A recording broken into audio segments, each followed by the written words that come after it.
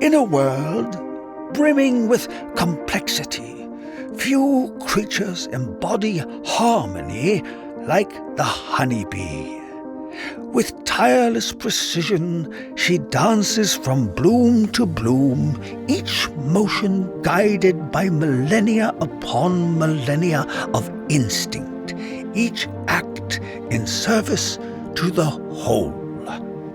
And then there are the beekeepers, watchful stewards of this ancient symbiosis.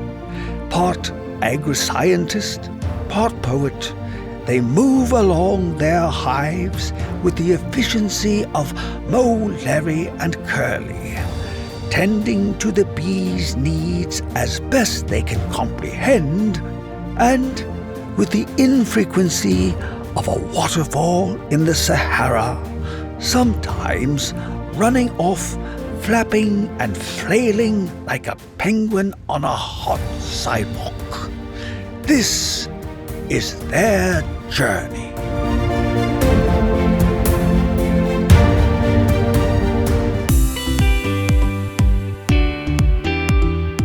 Welcome to Bee Love Beekeeping, presented by our great friends and partners in beekeeping, Man Lake. Today we're continuing our discussion with two of the most fun beekeepers around, Kim and Steph. Last week we got started with our top 10 list of decisions to make before you take the leap into beekeeping. Today we pick up where we left off, discussing all the clothing and equipment you need to get started, hive placement, hive stands, varroa treatment, and a whole bunch more. But first, let's take a minute to go inside the hive.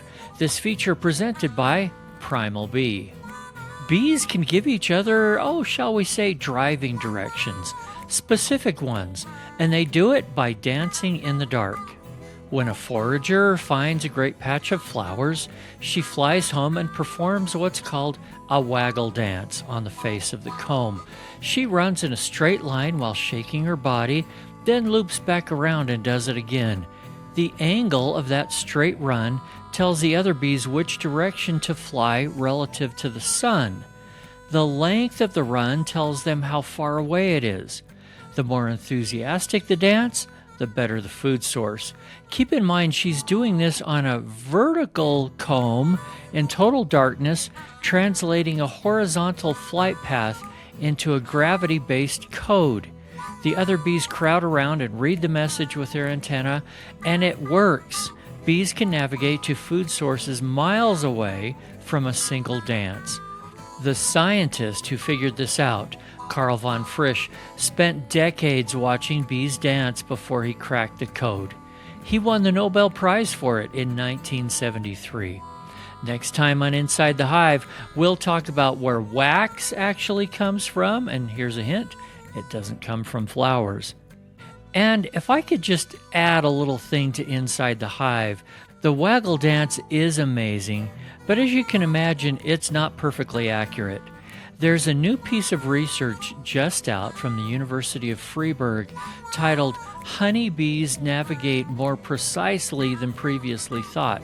In fact, bees will fly the same flight path within just a couple of centimeters to and from resources and their hive. Quoting the study here, it was previously known that the directional information in the waggle dance is good, but it's not entirely accurate. In other words, if I were to use my finger to point a direction for you to walk, it may be just a few degrees inaccurate, and over a few hundred yards, or say a mile, you could end up many meters away from where I thought I was pointing. The research has shown that individual bees navigate much more accurately to destinations that they are already familiar with. Because of this individuality, we may conclude that the inaccuracy of the waggle dance is not due to the bees' limited navigational abilities, but rather individual animals are spatially much more accurately oriented than their dance can possibly communicate. Honeybees, they are amazing. Now, let's circle back with Kim and Steph.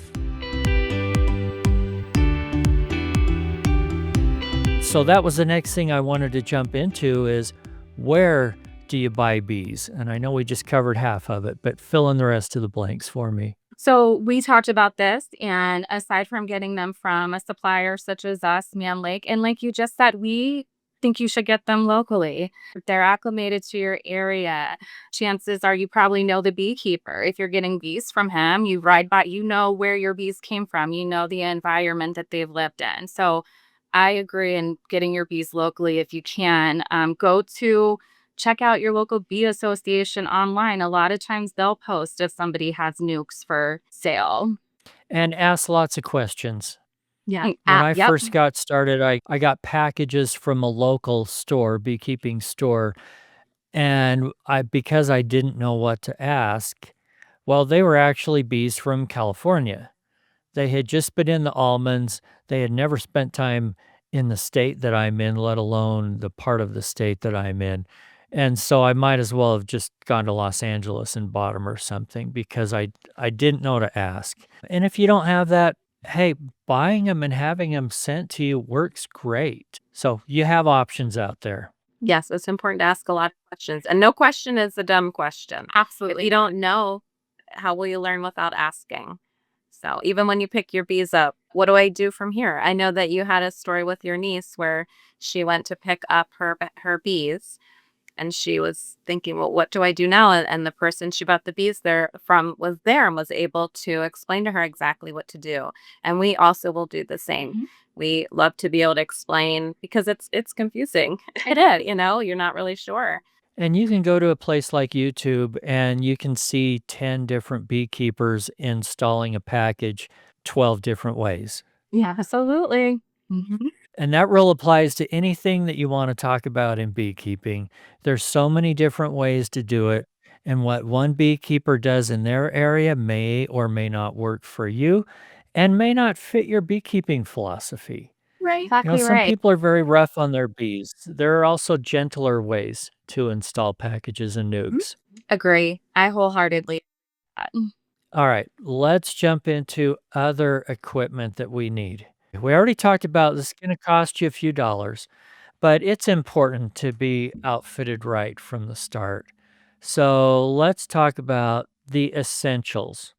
I mean, there's lots of extras people can get, but really the necessities. What do you need to start with? You need to be protected from stings. And I'd like to say you need to be protected to your comfort level. So, not everybody's comfort level is the same when it comes to wearing protective gear. I like to be fully suited. My partner, on the other hand, does not. He only wears a jacket. It's important to go with your comfort level, not what somebody else recommends, but a jacket, gloves, at the very least, a jacket and gloves. And by jacket, you're talking about the veil over your face Right. as well. Right. With a veil. Yep. Let's talk about that protective clothing before a little more before we move on. One of the things that I find is it is so important to be calm with your bees. And for new beekeepers, being fully protected from head to toe can really help us be more calm.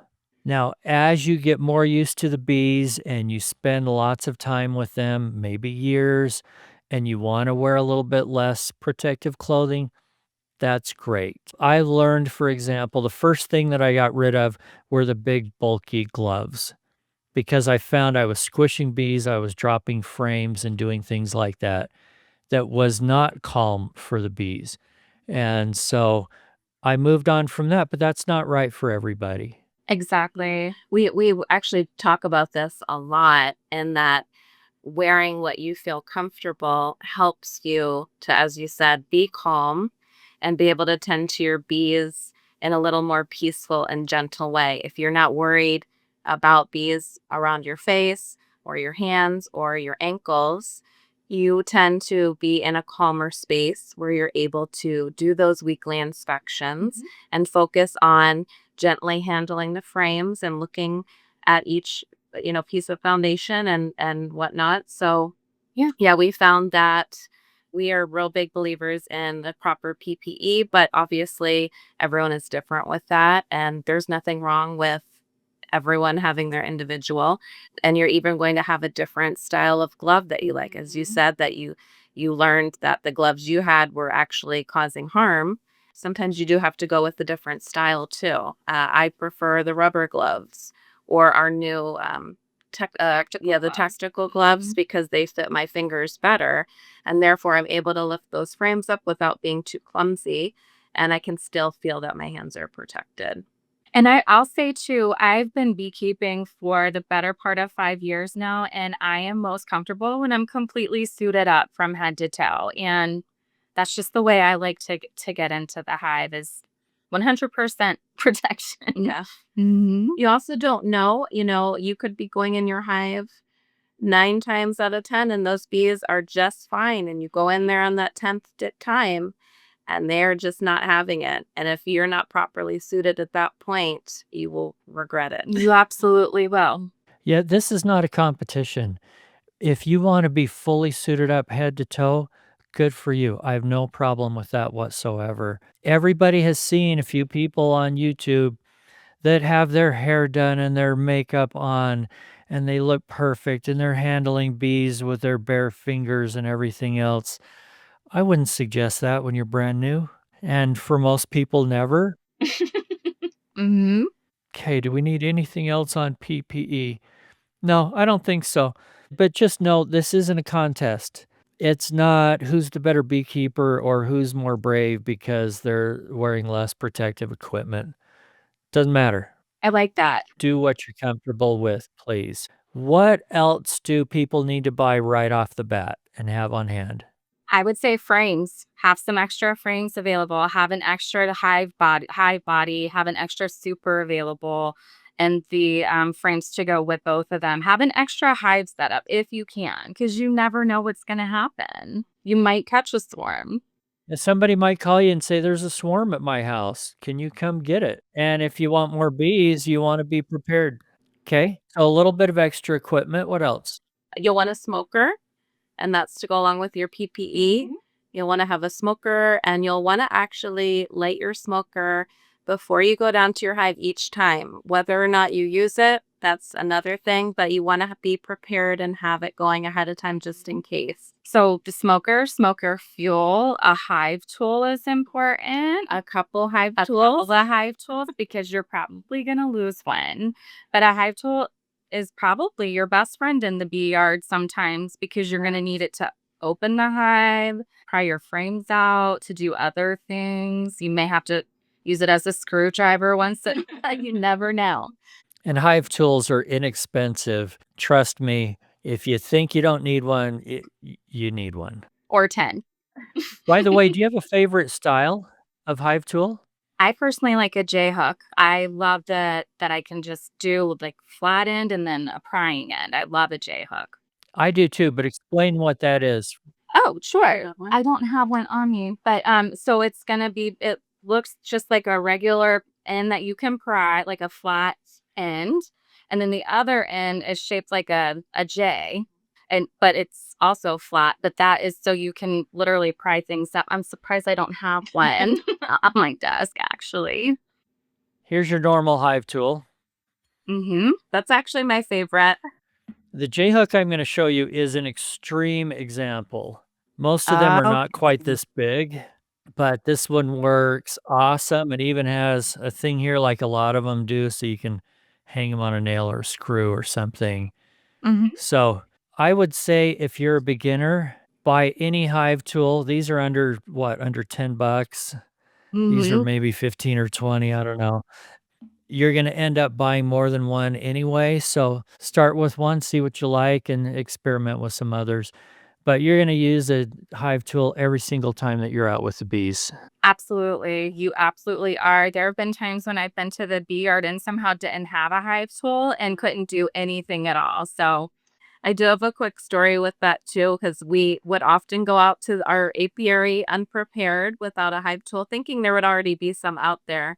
I've already had to pry open my hive with a mouse guard because I was not going to go all the way back to get my hive tool, and I don't recommend that. So from now on, we have multiple hive tools everywhere, don't we? everywhere. Everywhere. any kind of style, because whatever gets the job done, whatever you feel comfortable with, and being able Yeah. to pry open from the propolis and everything. And I and make stuff. tiny ones too, like the same exact thing, but just in a tiny size. So we sound like we like Hive tools a lot.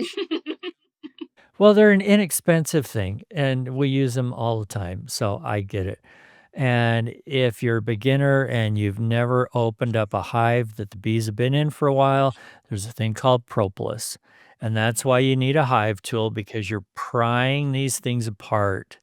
Once you get inside, you've got frames to get out. There is wax, there's propolis, there's all kinds of sticky stuff going on, and you just need a tool for some help. Did we leave anything out? We talked about PPE, we talked about all the boxes that you need, we talked about smokers, hive tools, bees. Are we done? These. You did touch on mentors a little bit. Even before you get started having bees, the whole prospect seems overwhelming. I know that we have thought the same thing. If you're able to take any classes locally, I know not everybody has that opportunity. I've talked to quite a few people who live in the middle of nowhere and are not able to attend any type of bee associations or meetings. So there are online classes available, and most often they're for free. I know we always say do your research, but you can definitely do Google searches to find any type of classes, books, of course, YouTube. But it is hard when you go to watch YouTube videos. There are going to be so many different ways of doing things that can also seem overwhelming. Are you planning on expanding your apiary this year?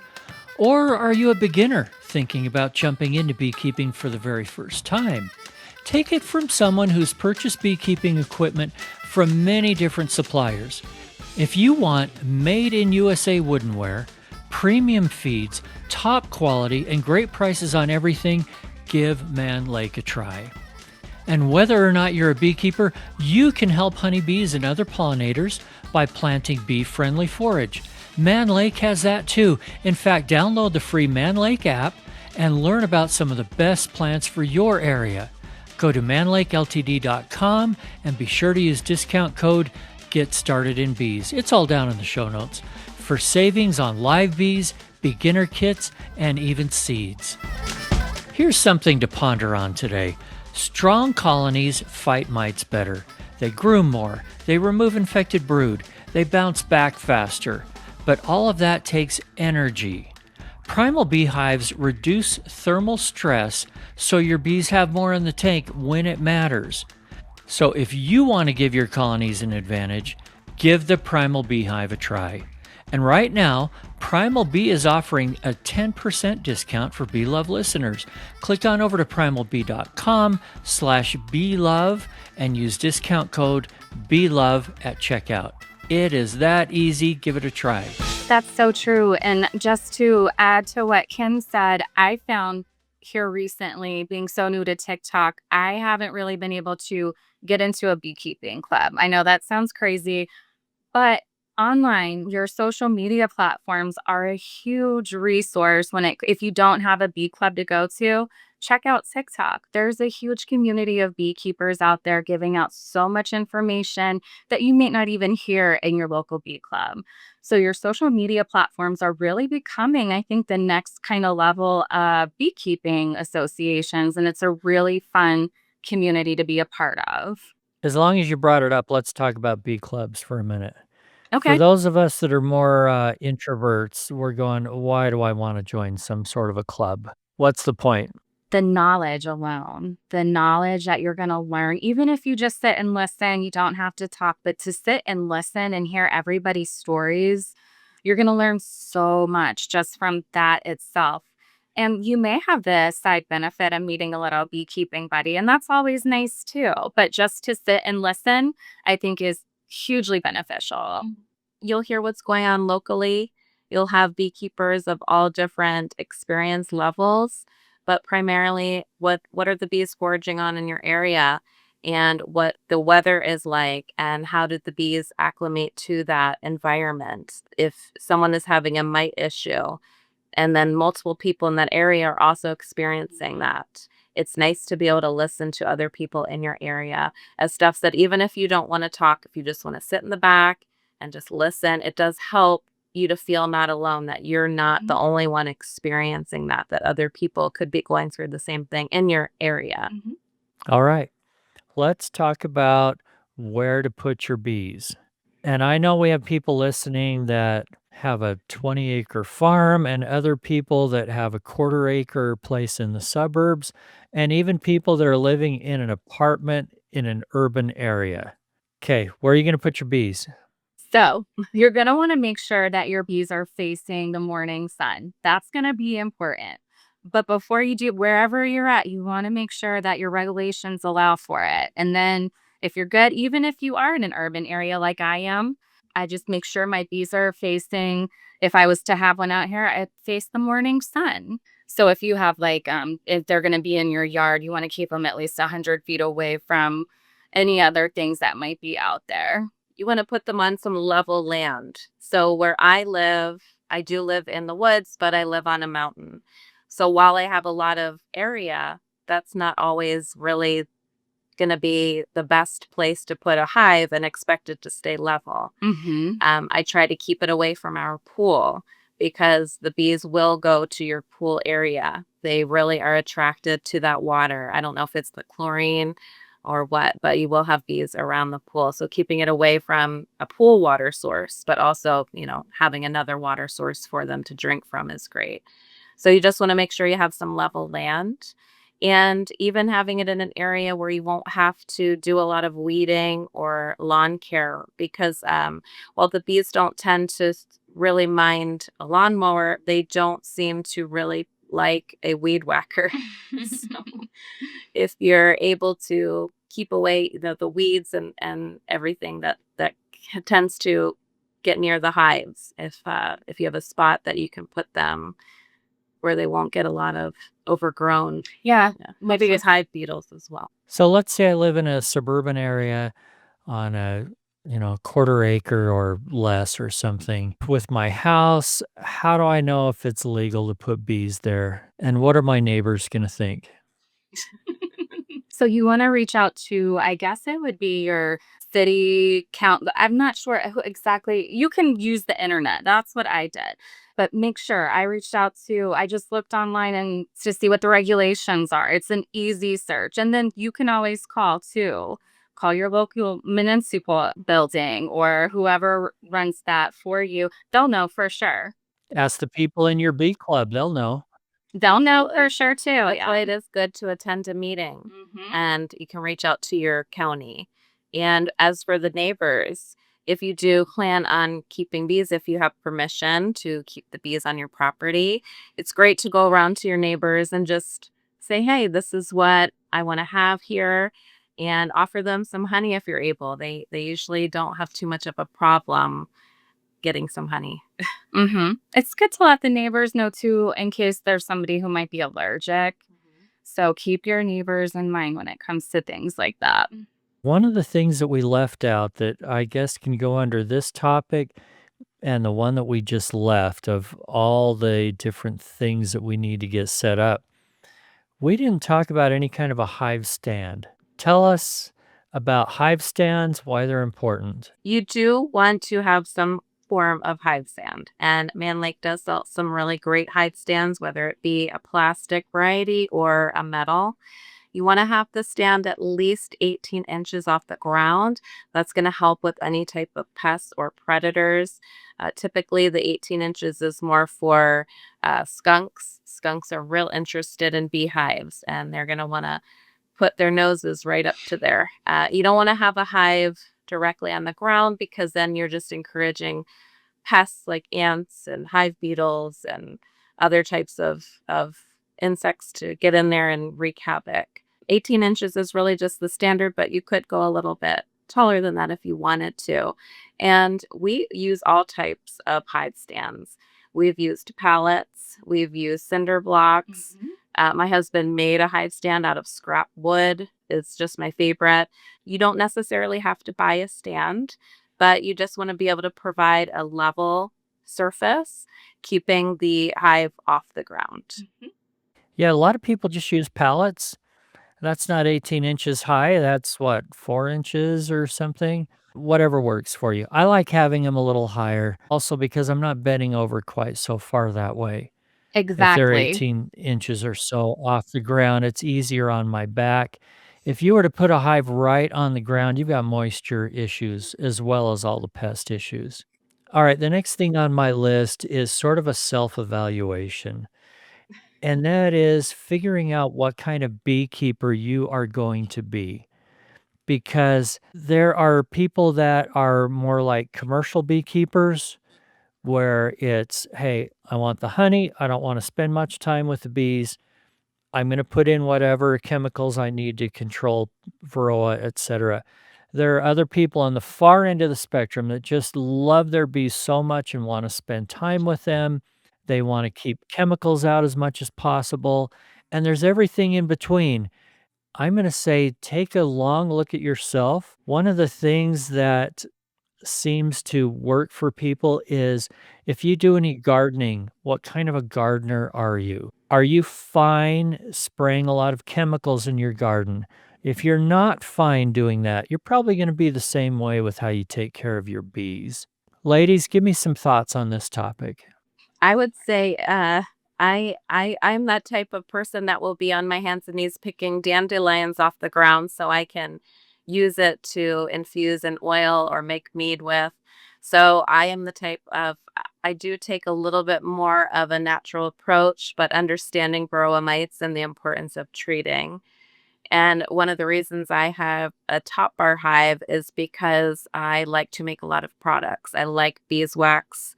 Primarily, I use that in a lot of things that I make. And with a top bar hive, you'll get a lot of wax. I would say I'm the type where I know it's important to inspect your bees, especially in the spring and summer, but I also like to step back a little bit. I don't like to bother them too much. I like to watch them fly around. I like to sit out front and just watch them go in and out and bringing back the pollen.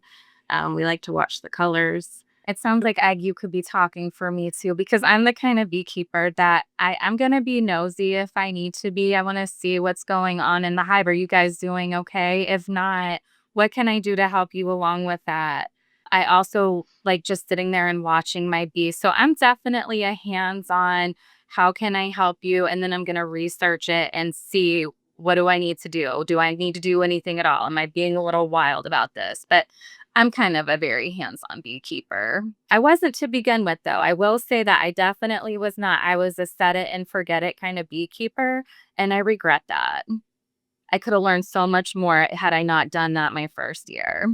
And it's okay to change as you go. You might start with one philosophy and then change. Hey, I like to spend more time with my bees or less time with my bees. Or I tried being treatment free. It didn't really work for me. Or vice versa.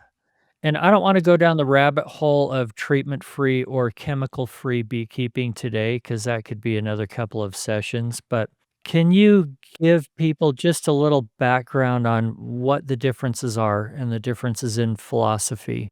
Sure. So I used to not want to treat my bees. I didn't want to because I thought I was harming my bees.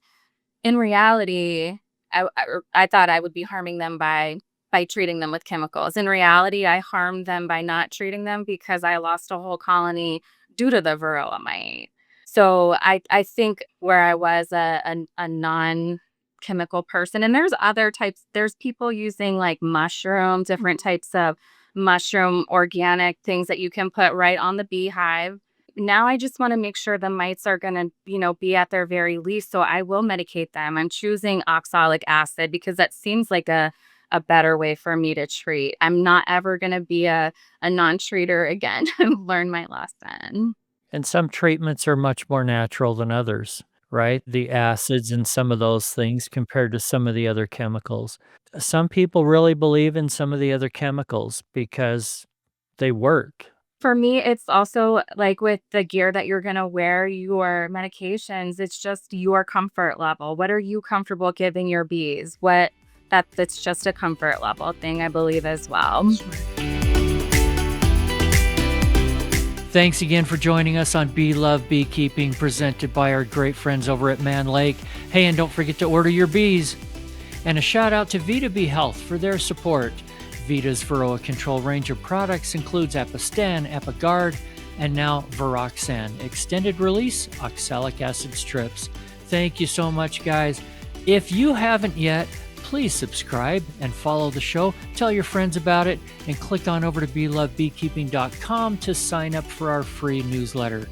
If you have a guest suggestion or topic that you'd like discussed on the show, shoot me an email, eric@belovebeekeeping.com.